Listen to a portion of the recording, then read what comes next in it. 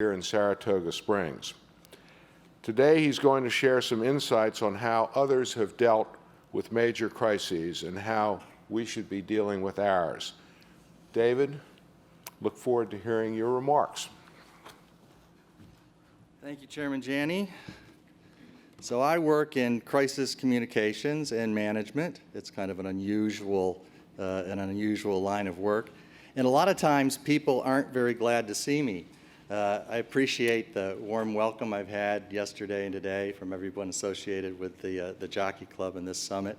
You know, a few years ago I was down at Delta Airlines and doing a training. And at a break in the training, I was walking down to the restroom, and the then CEO of Delta, Leo Mullins, walked by me, took about 2 steps, and turned around and said, "What the hell are you doing here?" So I appreciate the warm welcome. You know, crisis is an interesting line of work. In the past 25 years, I've worked across any industry you can think of on a wide variety of public-facing crises. As Stuart said, right now, I and my company are working for the Jockey Club on press, on social media, and on advertising.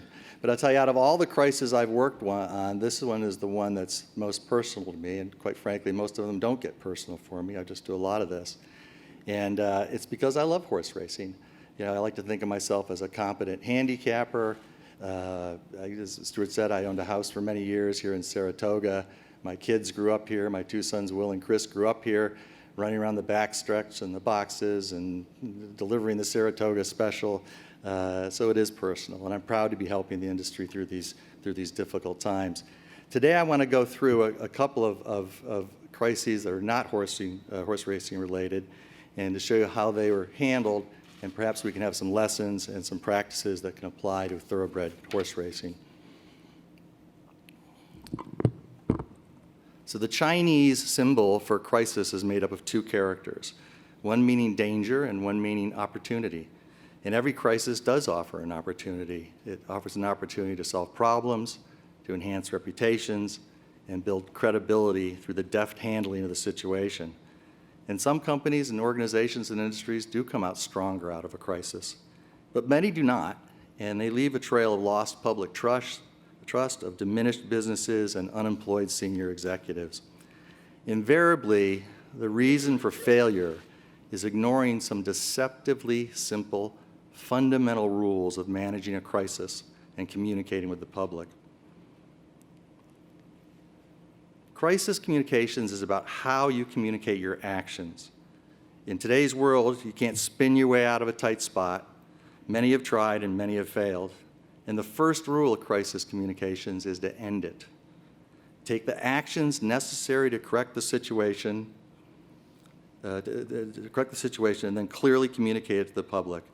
But all too often, corporations, individuals, and industries don't end it.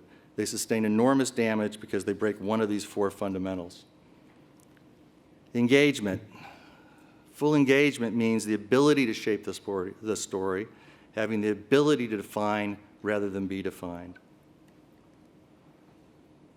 Transparency. In a situation where something is wrong, transparency gives you the public credibility to be able to shape your own story, and without it, you can't. Responsibility. Responsibility means admitting if you did something wrong, so I'll show you in a minute, or acknowledging that something needs fixing. Again, the reason you need this is for credibility. And finally, the most important thing is meaningful actions. Everything comes down to meaningful actions in crisis management. It's what are you going to do to solve the problem? How are you going to do it? And do people believe in your ability to take those actions? So let's look at some examples. Cyber security and privacy. So cyber attacks and privacy are in the news all the time. It seems every month or so we get news of a new one, major corporation announcing the theft of personal data. And 2 of them that have been in the news recently are Equifax and Capital One. So they're good examples, because I think you've probably been reading about them. You know, it's hard to imagine the company handling a data breach worse than Equifax. In 2017, they announced the theft of personal data of 143 million Americans, over a third of our population. And this is from a company that's trusted to protect our most sensitive data. It's a credit bureau. A company that's expected to have world-class security so this can't happen. And when they announced it after the breach, they did a lot of things wrong. They didn't define the problem initially. They let the story be defined by their missteps. They didn't disclose the breach for 6 weeks. And they gave very vague reasons as to why that happened. They didn't engage with individuals. They simply said, here's a website. Go to the website and check out if all your personal information has been stolen. And then when they went to the website didn't work for 4 days. They gave little information out. It took a week for the CEO before he talked to the press. And it really gave the impression of a rudderless ship. They weren't transparent with the media. They were vague about the number of people impacted, the types of information stolen. It took them 2 months to even admit that information had been stolen in Canada and the UK as well as the United States. And it took them days to announce the reason for the breach. And when they did, this is what they said. The vulnerability was Apache, Stutz, CVE, blah, blah, blah. Like, really? Like, anybody here know what that means? Because I don't. 143 million people. Nobody knew what that meant. That was their entire reason for it. And they had a series of self-inflicted wounds as well. Shortly after the breach, it was announced through some good investigative journalism that several of the executives had exercised stock options and sold shares between the time of the discovery of the breach and the public announcement. Equifax came out before they finished an investigation and said, and I quote, that the executives had no knowledge of the breach before their stock sales. Well, the chief information officer of Equifax at the time just went to prison in June. 2 other executives have pled guilty.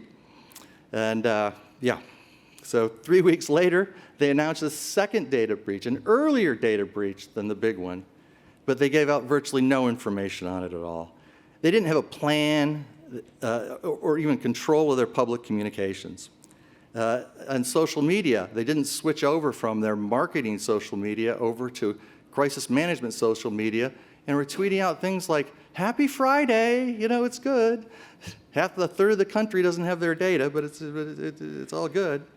And then, you know, most notably, on their social media, they retweeted 4 separate tweets that were actually phishing links going in by criminals to try to hack people. So they really are, you know, the gang that couldn't shoot straight. You know, the media was highly critical as a result of these mistakes. You know, the slow, incomplete disclosure and other missteps set up a narrative, and it set up the theme of the media coverage. And as the mistakes grew, the media coverage portrayed them as a company with a horrible security culture, which, by the way, they had. Really the gang that couldn't shoot straight. And as an example of this, look at what Wired magazine, one of the premier technology publications in the United States, said about them. They said, 3 weeks since the company first publicly disclosed the situation, to a steady stream of gaffes and revelations, paints a picture of Equifax's deeply lacking response to a catastrophe. That's the media's opinion of what they did. And their missteps continue to this day. Anybody sign up for the $125 thing from Equifax? 2 weeks ago, they came out and said, oh, well, we've got a $700 million settlement with the Justice Department. Go to this website, sign up, and if you're impacted, we'll give you $125. My entire office did it, right? Everybody's out there going, oh, I got $125. Well, a few days later, got heavy press coverage, millions of people went in and did this. They had to come out and say, oh, by the way, $700 million isn't enough, so you're not really sure what you're gonna get. And you know, just another reason to lose public trust in Equifax. Now contrast this with another major breach, one that just happened 2.5 weeks ago with Capital One Bank. It was a 600 million person data breach. They discovered it 10 days before they announced it, and unlike Equifax, They took the 10-day period there because they were working with the FBI to identify and arrest the hacker, which they did. They had a reason for that delay.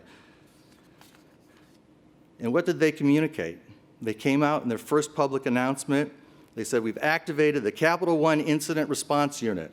What does that convey? It conveys we've got infrastructure to do it. We've got the ability to do it. We've got people to do it. We're ready for it. We're on it. They had a good security plan. They announced that they had identified and fixed the security vulnerability, that it's over. We fixed it. They identified the problem. They went in and said, hey, the problem is it was weak security on a computer that connects the cloud to the public internet. And then they said, it's our mistake. We did it. It was our error.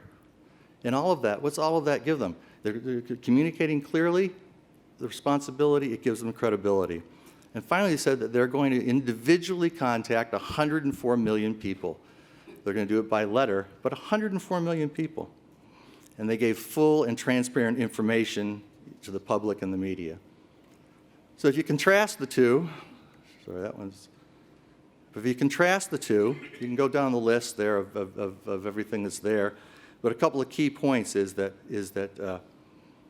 Equifax suffered from numerous and ongoing self-inflicted wounds. Capital One was highly organized in their response, and they're viewed by the media and the public as one of them is inept and one of them able to go in and solve the problem. Equifax is coming out of this with a severely tarnished reputation. When it's over for Capital One, I can predict that they're coming out of this with an enhanced reputation. In the postscript of this, just for grins, so it was announced on Equifax was announced on September 7th, 2017. And on September 26th, a couple of weeks later, Richard Smith, the CEO, resigned. He retired, right? I mean, the board retired him. And then a whole host of the senior management of the company followed him shortly after that.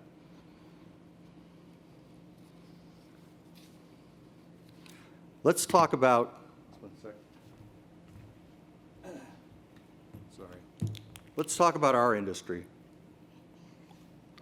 And I feel pretty good in saying, using that pronoun there, because I've been involved with this for a long time. But let's look at it. Let's look at ourselves and what we've been doing and what we need to do to weather this crisis. It has been a horrific year, right? We all know that. Seamlessly unending storm of media coverage. And let me just put it into perspective for you a little bit. So we went back and looked, and since the beginning of the year, there have been 20,000 news stories on the industry and our troubles. 20,000 news stories. If you want a single incident to further put it into perspective, if you look at the Santa Anita, the 27th fatality at Santa Anita, which occurred on May 28th of this year, there were 300, within 3 days, there were 300 news articles that appeared across the country, 300. And what does that mean? It means that that's a heat map of the coverage of that news article. 90% of the American public was exposed to or had the ability to read a story on that one fatality at Santa Anita. And over the past few weeks, there's less event-based coverage now that the Santa Anita meet is done. But we're seeing that the coverage is evolving. We're seeing less event-driven news coverage and the appearance of long lead, investigative pieces. These pieces are by high-quality journalists. Just the past week, the Jockey Club's been contacted by New York Times Magazine for a major story, Town and Country Magazine. And on Friday, I got a call from an old contact of mine, a senior producer at Dateline NBC, saying, oh, I hear you're working on this. This is something we should do a story on. And I can tell you, none of these stories are going to be flattering to the horse racing industry.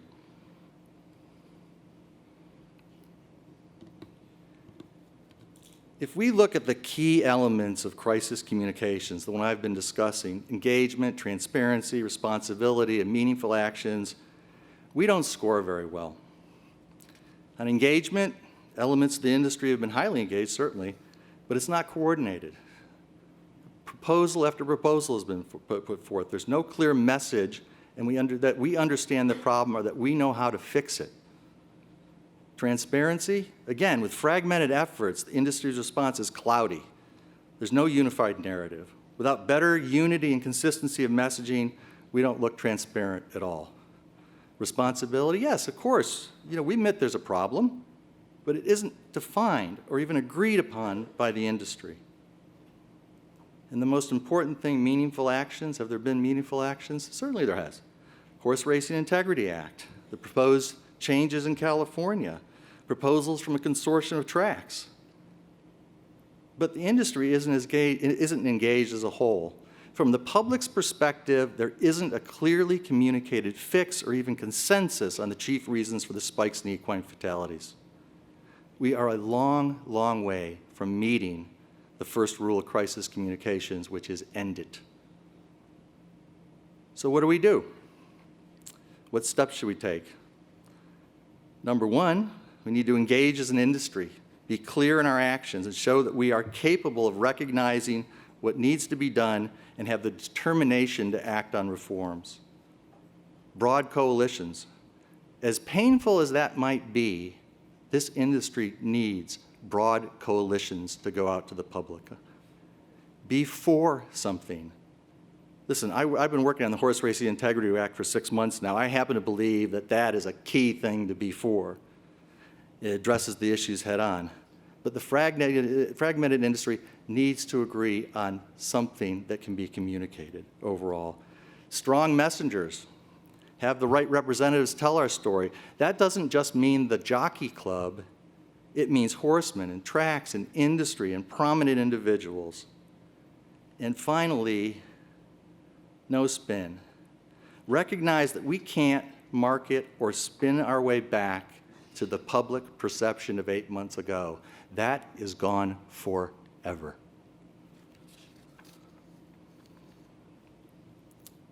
The single defining element of successful crisis management is that when there's a well-defined problem, you have to be for something, be at the forefront of the solution.